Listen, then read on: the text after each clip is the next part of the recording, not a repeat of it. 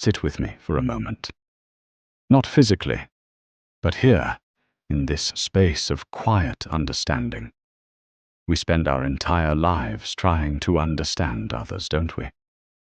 We try to decode their words, predict their actions, and navigate their moods. We study psychology as if it's a map to their hidden treasures. But the great secret, the one I want to share with you today, is that the psychology of human behavior isn't a map to them. It's a mirror for you. There is a phrase we often hear: people are wired to seek pleasure and avoid pain. This is true, but what I've observed in my years of silence and listening is that we misunderstand the pain part. We think we avoid the pain of failure or the pain of loss, but actually, the primary driver of all human behavior is the avoidance of the pain of being wrong. I once had a visitor here at the monastery. He was a businessman, very successful, yet deeply unhappy. He told me about a partnership that was failing. He said, "I have done everything right.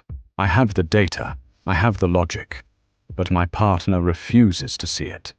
He is irrational." I asked him, "Have you considered that your partner isn't afraid of losing the business, but of losing his identity?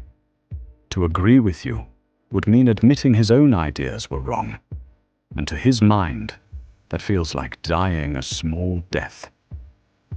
You see, when you understand that a person's behavior is often a fortress built to protect their self-image, you stop taking their anger personally. You stop trying to win the argument, and you start trying to understand the fear. Mastering human behavior begins with this: look past the action and look for the protection. The loudest person in the room is usually the one who feels the most invisible.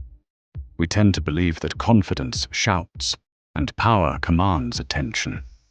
But in reality, human behavior is often a pendulum swinging to compensate for an internal void. The man who boasts of his achievements is often begging for validation. The woman who criticizes everyone is often projecting the self-criticism she cannot bear to hold herself. There was a time in my youth, before I took my vows, when I was furious with a fellow monk. He was constantly correcting me, pointing out my posture, my pronunciation of the sutras. I fumed about it for days. Finally, my teacher said to me, "Why does his voice bother you so much?" I said, "Because he thinks he is perfect." My teacher laughed gently. "No," he said. "He points out your flaws because he is terrified of his own. He is not attacking you. He is trying to silence the voice inside himself that says he is not enough." In that moment, the behavior of that other monk lost all its power over me. It wasn't about me at all.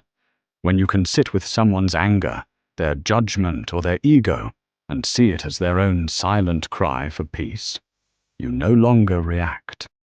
You simply observe. And in that observation, you remain undisturbed.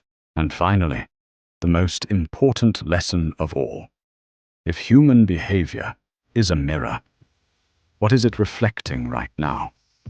Look at the people who annoy you most. Look at the people you admire most. They are showing you the boundaries of your own soul. The person who lies easily reveals your own deep commitment to truth.